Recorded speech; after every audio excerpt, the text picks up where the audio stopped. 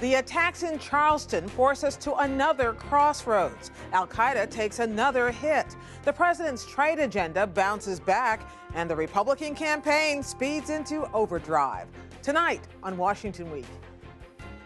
There is something particularly heartbreaking about a death happening in a place in which we seek solace and we seek peace, in a place of worship. Another mass shooting, this time in a church, revives recurring debates about race, hate, and the roots of violence. The only reason someone could walk into church and shoot people praying is out of hate.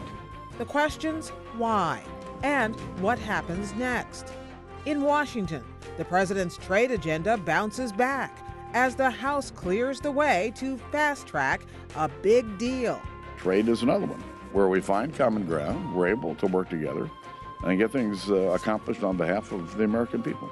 The CIA announces another Al-Qaeda leader targeted and killed, bringing to an even dozen the number of strikes this year. Is it making a difference? And two more candidates join the presidential race. But of the two, all eyes are officially on Jeb Bush. It's nobody's turn. It's everybody's test, and it's wide open, exactly as a contest for president should be. Covering the week, Carrie Johnson, justice correspondent for NPR. Chuck Babington, Washington correspondent for the Associated Press. Yochi Dreazen, managing editor for Foreign Policy magazine. And Dan Balz, chief correspondent for the Washington Post. Award-winning reporting and analysis, covering history as it happens. Live from our nation's capital, this is Washington Week with Gwen Ifill. Once again, live from Washington, moderator Gwen Ifill. Good evening. The names, they're quite ordinary. Clemente Pinckney, Cynthia Hurd, Sharonda Coleman Singleton, Tywanza Sanders, Ethel Lance, Susie Jackson, DePayne Middleton Doctor, Daniel Simmons, and MYRA Thompson. Those are the victims of the latest inexplicable burst of violence allegedly visited this week by one American citizen against others, people who had welcomed him into a weekly church Bible study. The national sense of shock has been palpable. We woke up today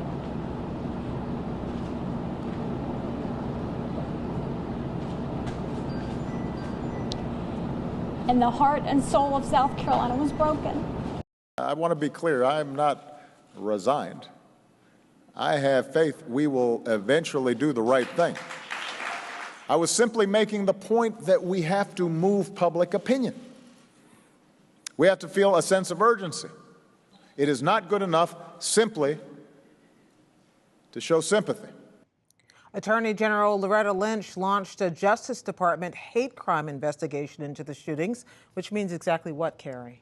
So that means the FBI and civil rights investigators are on the ground right now in Charleston, helping and looking over the shoulder of the state authorities who are also investigating the shooting allegedly by 21-year-old Dylan Roof. The FBI has seized some computers in the Roof home. They're going to be searching for his browser history, looking for his contacts on social media, and spanning out to interview his friends, family members, and associates. The key, Gwen, in proving a hate crime is being able to establish someone was motivated by some racial animus or animus because of someone's religion or gender identity. And in this case, we already have some clues, according to some search warrants and law enforcement sources, that Dylan Roof was pictured wearing a garment with the flag of Rhodesia and the apartheid-era South Africa flag.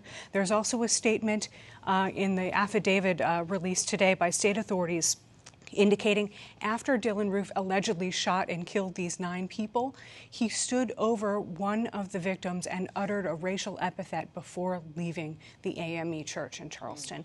All of these things are important clues toward establishing some kind of hate crime motive.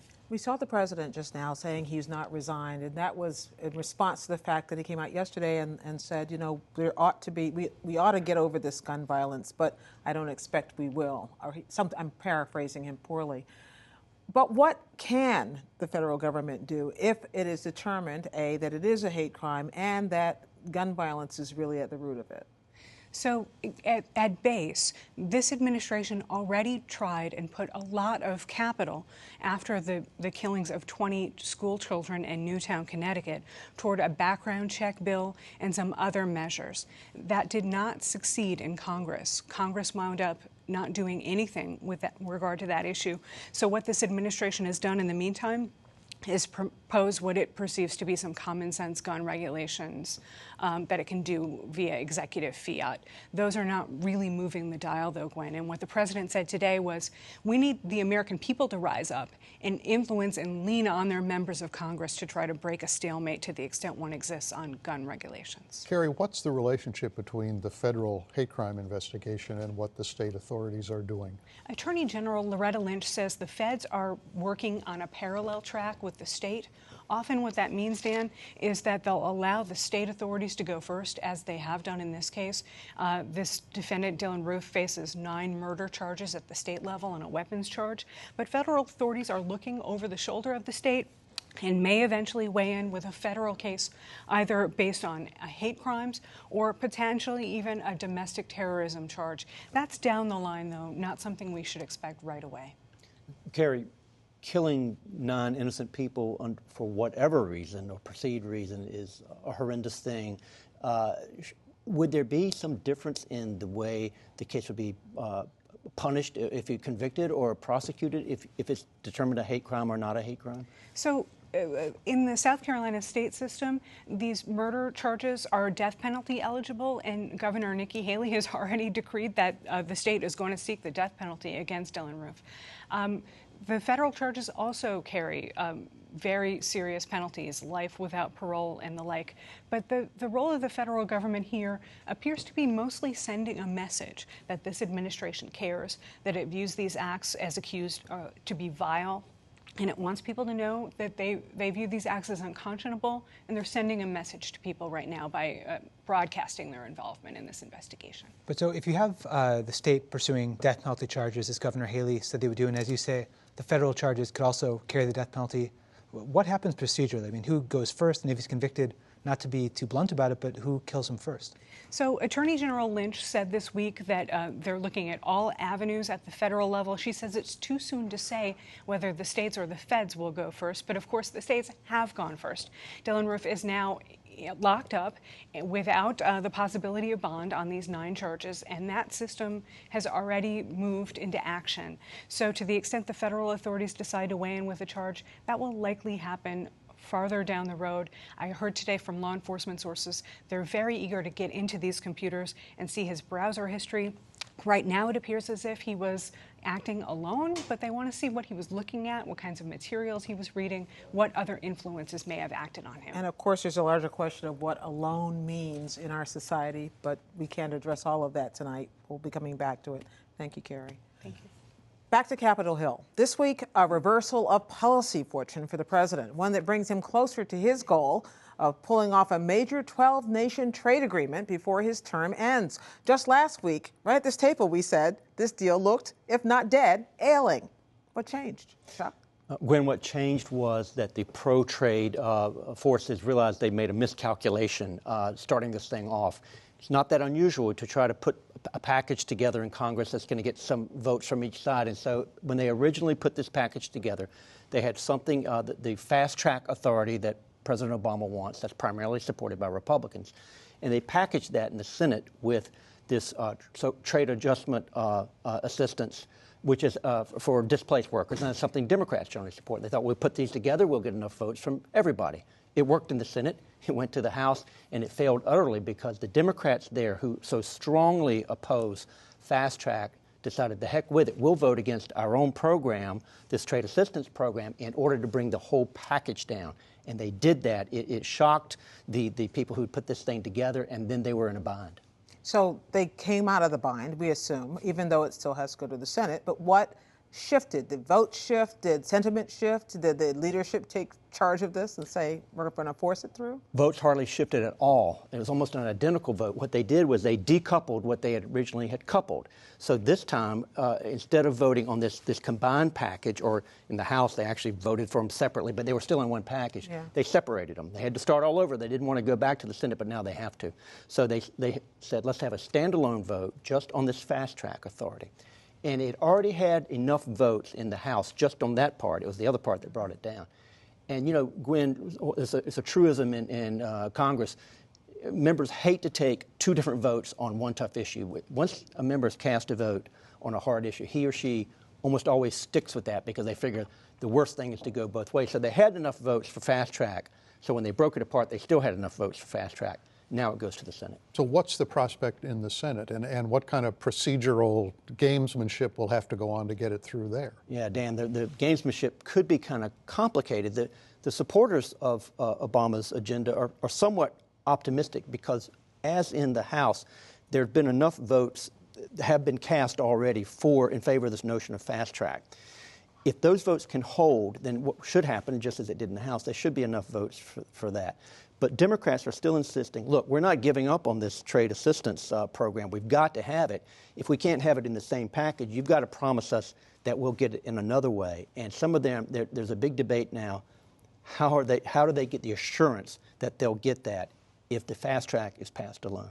Chuck, what are you hearing about unions potentially leaning on Democratic members on these issues? They're not leaning on them, they're pounding them. Carrie, this is, the unions have been just really forceful, very, very forceful, like no issue that I can remember in any recent time, vehemently against fast track. Even, you know, AFL-CIO wrote a letter saying, we want you to vote against this trade assistance program, which they've championed for years, because that's how important it is to pull down fast track. Let me play a little tape for you, because you were at a press conference that Nancy Pelosi gave this week, and you asked her about what it was, because she is not with the president on this, and you asked her about the nature of that disagreement. This was her answer, part of it.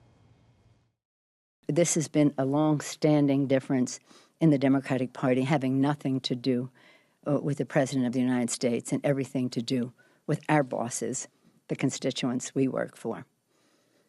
But again, we have deep friendships, deep respect, and move on to the next subject.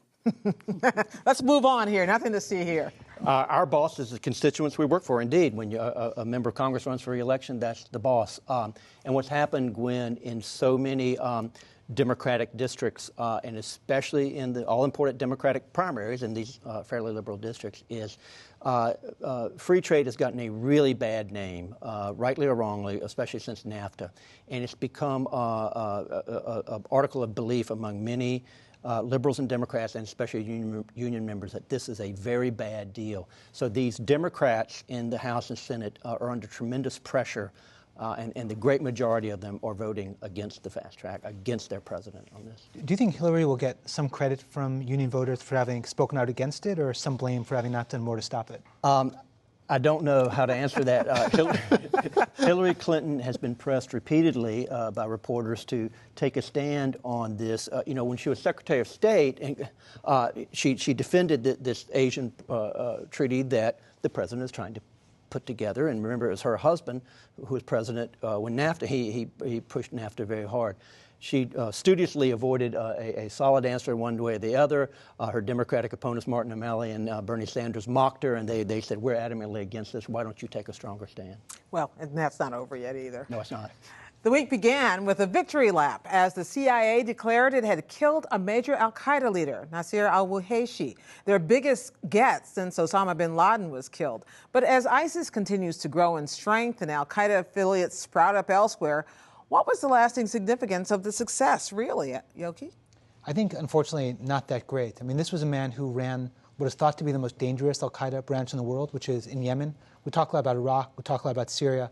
We don't talk about Yemen as much as we should. The fear among intelligence officials is that if a major attack takes place in the U.S., in particular, if an American plane is brought down, it will be because of a terror group in Yemen, not Iraq or Syria. And the specific branch of al-Qaeda that Wuhayshi ran, the most dangerous person in it was not him. It was a bomb maker named Ibrahim al-Siri. What al-Siri is able to do is the underwear bomb. He specializes in making bombs not out of metal, out of liquids and out of powders, things that metal detectors can't pick up, dogs can't pick up. And when you talk to people in the TSA, CIA, FBI, they are genuinely terrified that this is going to bring down a plane. Yochi, what are you hearing about the efficacy of the U.S. intelligence in terms of targeting? There have been some questions about whether they know who they're targeting at any given moment. It's interesting because they took, after Waheshi was killed, they said, we got another one. Then it came out that actually they didn't really know who they were firing the missile at, and they just happened to get lucky that the person they killed was him and not some innocent Yemeni, innocent Pakistani. We think back a few months ago when they killed Warren Weinstein and Giovanni Laporto. Again, they didn't know who they were firing at. That same day it came out they'd killed another al-Qaeda leader. They admitted they didn't know he was actually in the building they blew up. So it tells us that we like to think of drones as these precision weapons. They never make a mistake. They never screw up. Sometimes when they have a success, they don't know who the person was before they fired the missile that hit the building, which is kind of alarming. Yochi, there's been so much focus for the last year plus about Islamic State and the threat from them. This is a reminder that al-Qaeda in various forms is still there. Which is the greater threat, particularly to the United States homeland? I think for us living in the United States, it's al-Qaeda. It's not the Islamic State. We think about even their name, they're focused on holding the territory they have. There's a fear that people who fought for them and have passports might leave. So far, there's no sign that they want to do that, or have done it, or can do it. Al-Qaeda, all of its branches, we know they want to hit the U.S. We know that that's what they've been focused on for decades. The Yemeni branch, this bomb maker al-Asiri, he almost brought down planes over Detroit and over Chicago, and a later plot in 2012 that again would have been over the United States. He came very close 3 different times. I mean, that's the branch to worry about. What is it about Yemen? It's a pretty small country. Why is there so much focus on Yemen? Why is so much of this terrorism taking root in that country? We think of Yemen, it's a country now that's ravaged by a civil war. It's ravaged by basically a proxy war between Saudi Arabia and Iran. And there's chaos. The central government collapsed. When it collapsed, the CIA and the U.S. Special Operations Command pulled all of their personnel out of Yemen. So if you're al-Qaeda in the Yemeni branch, you're pressured at one point by the Yemeni government and by the U.S. Suddenly the government collapses, the U.S. pulls out. This to you now is in open range. And if you think of it, terror groups, it's almost like plants getting water. Chaos is to them what water is to a plant. Once it begins to sprinkle around them, that group just grows and grows. So we have some numbers that we could apply to this week in an annual report that came out of the State Department about terrorist activity. What does it tell us? It's jaw-dropping. 33,000 people died in terror attacks in 2014, up 80% from 2013. The number of wounded is up 35%. Most of the deaths, as you might imagine, are in Afghanistan, Iraq, Pakistan, but 33,000 people. So we like to think there's a war on terror that maybe we're winning, maybe we're making some progress in, but the death toll says the exact opposite. How do they quantify that? As you know, there are so much war about numbers. Amnesty International counts differently than the Pakistani government counts. How do they decide what qualifies as a terror attack and who qualifies as a true victim? It's a great question. And the State Department numbers are, 1, a little bit squishy, and 2, without question, understated. My guess is that if you were to take the broadest definition possible, somebody being killed as a message by a subnational group, which is basically the definition the UN uses, the numbers would be a lot higher. And not to go back to domestic issues, but if we were to consider this horror in Charleston as an act of terror, that again, the numbers would go higher still. That's true. It's all how you define it. Thank you very much. And we end with politics. Dan has spent some time this week in Iowa, where the world's most engaged early primary voters got to hear from another series of candidates this week. But he also traveled to Florida, where former Governor Jeb Bush finally threw his long-awaited hat into the ring. So here's what it comes down to. Our country's on a very bad course. And the question is, what are we going to do about it? The question for me is, what am I going to do about it? And I've decided I'm a candidate for President of the United States of America. As campaign announcements go, how did this one measure up, Dan? Gwen, you know, we measure politics week by week, and this was a pretty good week for Jeb Bush, starting with that announcement. Now, we would have to say it followed a not-so-good week the previous week, so up and down. But this was a good week.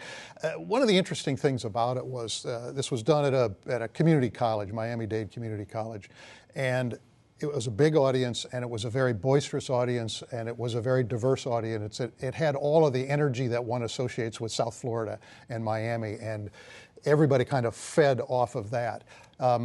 He made several, I thought, important arguments. One was he stressed his record as governor of Florida.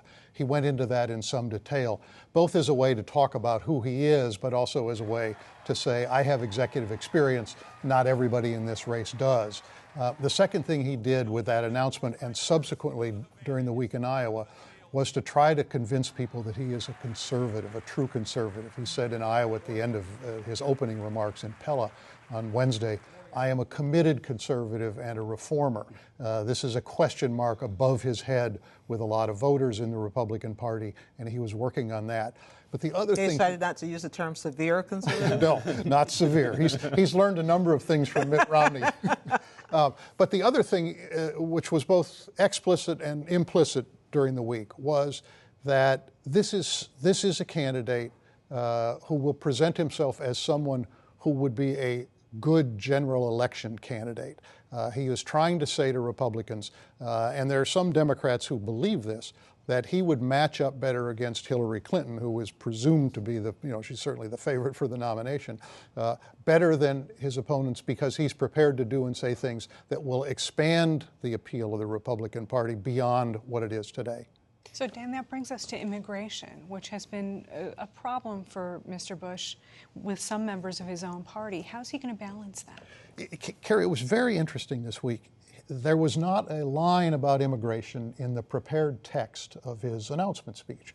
But about 2/3 of the way through it, there was a disruption up in the balcony, and a group of young people stood up, and across their shirts it spelled, legal status is not enough, which is a reference to his position, which is he's in favor of a path to legalization for illegal immigrants, but not a path to citizenship. In Iowa on Wednesday, he took the issue head on and basically said, this is an issue that's killing the Republican Party. He said, I'm for a variety of things, including a path to legalization. And he said, frankly, I don't see any other way to deal with 11 million people who are now in the shadows.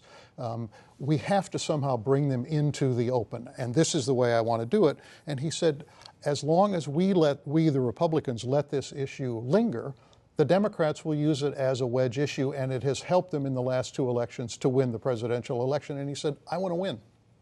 Dan, talk about the obstacles that Jeb Bush faces to getting the Republican nomination.